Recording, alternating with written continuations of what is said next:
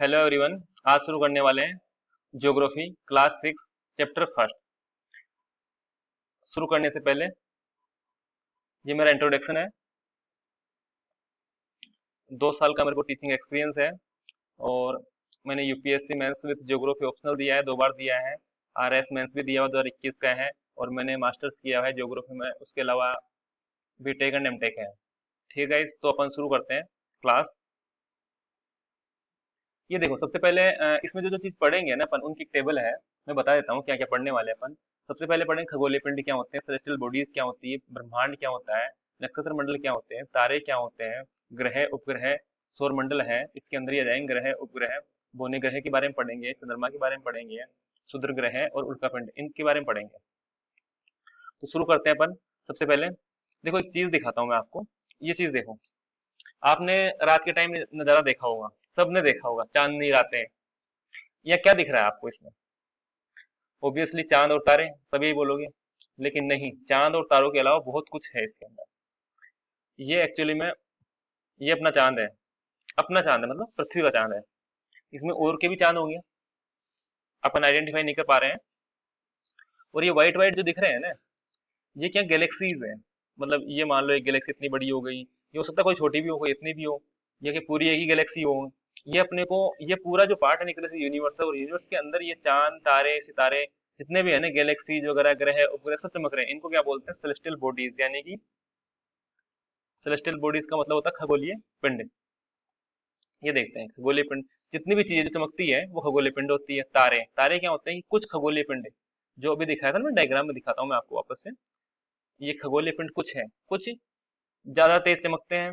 उनकी अपने एनर्जी उन्हीं की खुद की होती है, कुछ की नहीं होती है, कुछ के पास एनर्जी होती है, लाइट होती है। जो चमक रहे हैं कुछ, कुछ किसी दूसरे के प्रकाश से चमक रहे हैं, खुद खुद के प्रकाश से चमक रहे हैं। जो दूसरे के प्रकाश से चमकते हैं उनको ग्रह बोलते हैं, और जो खुद के प्रकाश से चमकते हैं उनको तारे बोलते हैं।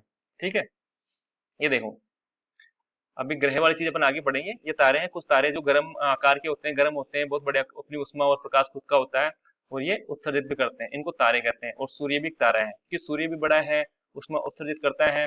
ब्रह्मांड, ब्रह्मांड के बारे में पढ़े तो ब्रह्मांड क्या है? ब्रह्मांड जितने ग्रह तारे गैलेक्सी, जो कुछ दिख रहा था ना अभी इमेज में आपको, वो सब ग्रह तारे गैलेक्सी सब कुछ है। जो उनके बीच एनर्जी है, जो खाली जगह है, कुछ पार्टिकल्स है, सब कुछ ब्रह्मांड है वो। जो सब कुछ दिख रहा है वो ब्रह्मांड है, अपने को दिखता नहीं, टेलीस्कोप से देखोगे सब कुछ ब्रह्मांड है। अब ब्रह्मांड के अंदर क्या होता है, गैलेक्सीज क्या है, फिर तारे क्या है, सितारे क्या हैं, तो वो सब चीज पढ़ेंगे अपन। नेक्स्ट स्लाइड चलते हैं।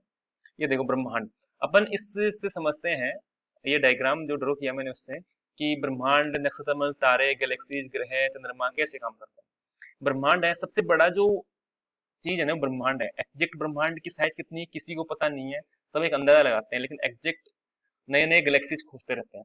ब्रह्मांड के अंदर कितनी गैलेक्सीज है ये भी किसी को पता नहीं। ब्रह्मांड है, ब्रह्मांड के अंदर कितनी गैलेक्सीज है ये भी पता नहीं। गैलेक्सीज के अंदर तारे होते हैं।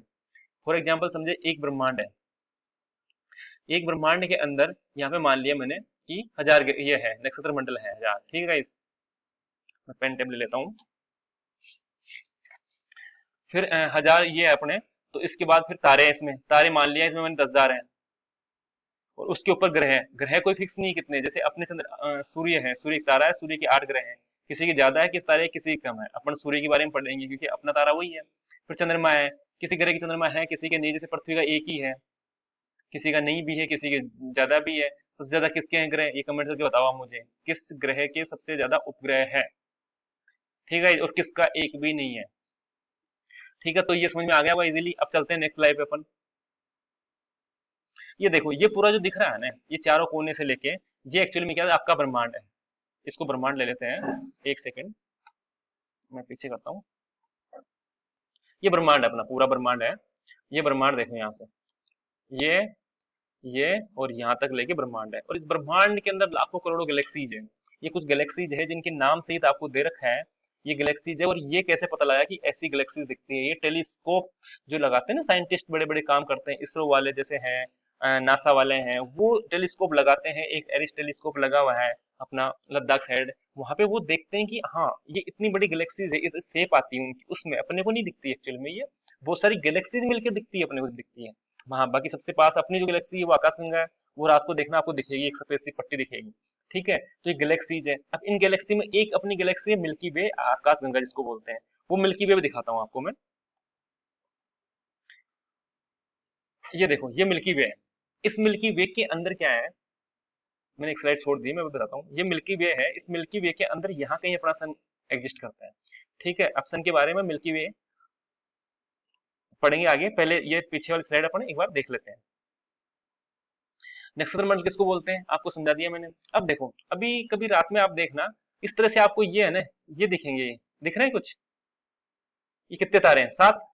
तीन ये, दो ये, और दो ये, कितने हो गए? सात। इनको सप्तऋषि बोलते हैं। ये क्या है ना कि एक्चुअली में यहाँ पे एक ध्रुव तारा है। ये देखो, कुछ तारा ज्यादा चमक रहा नहीं है। तो यहाँ पे क्या है ना कि एक्चुअली में एक गैलेक्सी है, अर्सा मेजर या बिग बियर जिसको बोलते हैं। यहाँ पे नाम देख लो आप। ये क्या होता है कि इसमें बहुत सारे तारे हैं, उन तारों में सात तारे, सेवन स्टार्स है, जो एक ग्रुप बनाते हैं इस तरह से। इस ग्रुप को पूरे को बोलते हैं सप्तऋषि। ठीक है, इसमें एक ध्रुव तारा हो गया। नेक्स्ट स्लाइड चलते हैं guys। आपके नक्षत्र मंडल हो गए, आकाशगंगा हो गई। अ, अब बात करते हैं सौर मंडल की, सूर्य की। तारे की बात कर ली अपन ने, तारे क्या होते हैं वो हो गया। अब इसमें एक तारे की बात करते हैं, सूर्य। एक ब्रह्मांड है, गैलेक्सी है, मिल्की वे अपनी गैलेक्सी, उसके बारे में बात कर ली। तारे होते हैं, तारों में अपना एक तारा सूर्य। सूर्य के बारे में बात करेंगे, उसके ग्रह कौन से हैं, उन ग्रह के उपग्रह कौन से हैं। ठीक है, अपना जो सौर मंडल बोलते हैं, इसमें इसमें क्या सूर्य है, ये अपना सूर्य है। अभी मैं एक एक इमेज दिखाऊंगा आपको सबकी। सूर्य है, इसमें देखो ये है मरकरी, वीनस, अर्थ, मार्स। ये देखो, अर्थ हो गया, मार्स हो गया, जुपिटर हो गया, सैटर्न हो गया, यूरेनस हो गया, नेपच्यून हो गया, और प्लूटो हो गया। अब यहाँ बोलोगे आप नो है, लेकिन ग्रह आठ ही बताए आपने। ग्रह यहाँ पे आठ ही है, प्लूटो ग्रह नहीं है। ग्रह क्यों नहीं है अभी बात करेंगे। ठीक है, अब नेक्स्ट स्लाइड पे चलते हैं अपन। ये देखो, ये सूर्य क्या सौर मंडल में जो केंद्र है उसका स्थित है। ग्रह से उसके चक्कर लगाते हैं, और सबसे एक ग्रेविटी के कारण, सबसे बहुत बड़ा है ये, ग्रेविटी के कारण खींच के रखता है। और यहाँ अपने जो पृथ्वी पे या इन ग्रह पे लाइट आती है ना, इन्हीं इसी स्टार से आती है, मतलब सूरज से ही आती है और कहीं से नहीं आती। और ये पृथ्वी से डिस्टेंस कितना, लगभग 15 करोड़ किलोमीटर है। और मून की डिस्टेंस है 3,84,000 किलोमीटर। तो आप देख सकते हो कितना फर्क आ गया। ठीक है, ग्रह किसको बोलते हैं मैंने पहले आपको समझा दिया। ग्रह कुछ खगोलीय पिंड होते हैं जिनकी अपनी प्रकाश और ऊर्जा नहीं होती है। ठीक है, ये देख सकते हैं आप। ये कुछ है जिनकी अपनी प्रकाश और ऊर्जा नहीं होती, उनको ग्रह बोलते हैं, और किसी और से चमकते हैं। तारे होते हैं ना, वो एक्चुअली में क्या होता है कि ये वाले तारे नहीं जो अपने को दिखते हैं तारे, कुछ ग्रह छोटे छोटे पिंड होते हैं इसके अर्थ की तरह जैसे। तो उन पे जो लाइट पड़ती है, जैसे चंद्रमा चमकता है ना, वैसे ही छोटे टुकड़े हैं, तो उन पे लाइट पड़ती है जो चमकते हैं वो। कुछ सन भी होते हैं, कुछ गैलेक्सीज भी दिखती है अपने को। अब यहाँ पे अपना जो सौर मंडल है उसमें 8 ग्रह हैं। 8 ग्रह ये डिस्टेंस के अकॉर्डिंग देखो, अभी जो बताया था मैंने, बुध, शुक्र, पृथ्वी, मंगल, बृहस्पति, शनि, यूरेनस और नेपच्यून। इनको अरुण वरुण भी बोलते हैं, यूरेनस और नेपच्यून को। ठीक है, अब सूर्य के बारे में बात हो गई। अब बात करते हैं ग्रह और उपग्रह के बारे में। ग्रह कौन सा, पृथ्वी पढ़ेंगे, ऑब्वियस सी बात है। ठीक है, तो नेक्स्ट स्लाइड चलते हैं अपन। ये, हाँ, इससे पहले कुछ दे रखा है कि प्लूटो को क्यों नहीं ग्रह मानते अपन, और किस तरह से चक्कर लगाते हैं। ये अपना सन है, वहां पे अपन ने देखा ये सन है, और सन के चारों तरफ जो ग्रह है ना चक्कर लगाते हैं, इस तरह से चक्कर लगाते हैं। और सबसे पास वाला बुध है इसके, और बुध कितने दिन में चक्कर लगाता है? 88 दिन में। और पृथ्वी कितने दिन में चक्कर लगाती है? 365।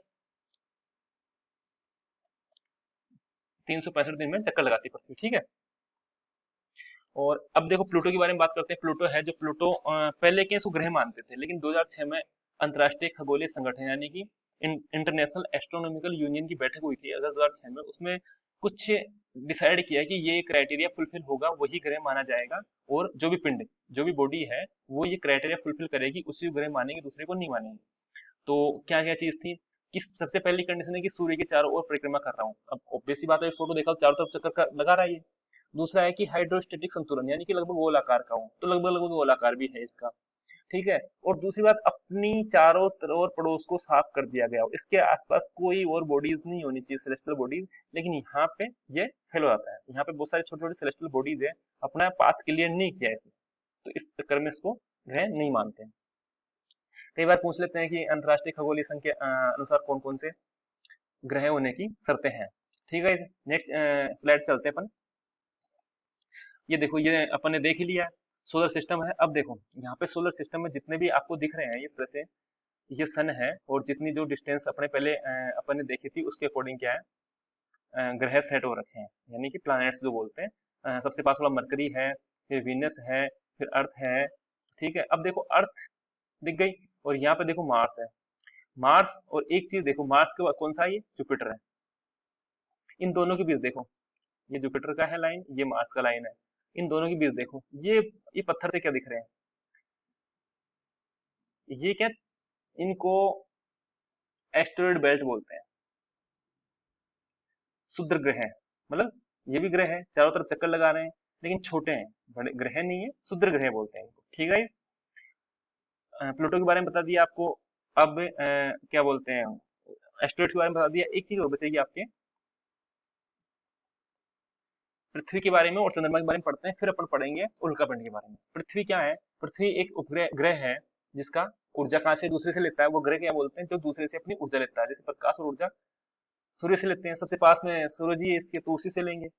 और चंद्रमा इसका एक उपग्रह है जो चारों तरफ चक्कर लगाता है। 7 अन्य उपग्रह पृथ्वी के समान ही, तो ठीक है, वो अपन ने देख लिया। अब चंद्रमा की बात करते हैं, तो चंद्रमा क्या है कि एक्चुअली में कितनी दूर है पृथ्वी से, कितनी दूर है चंद्रमा। ये है लगभग 3,84,000 किलोमीटर के समथिंग है। ये यहाँ पे देख सकते हैं आप, 3,84,000 किलोमीटर। एक मिनट, हाँ, ये 3,84,000 किलोमीटर समथिंग इसकी डिस्टेंस है। और ये एक चक्कर है वो खुद का, ये समथिंग समथिंग पूरा कर लेता है 27 दिन में। पृथ्वी का एक चक्कर पूरा कर लेता है 27 दिन में। ठीक है, और इतना ही टाइम लेता है अपने एक्स पे घूमने में। तो एक देखो क्या होता है, यहाँ पृथ्वी है और ये है चंद्रमा।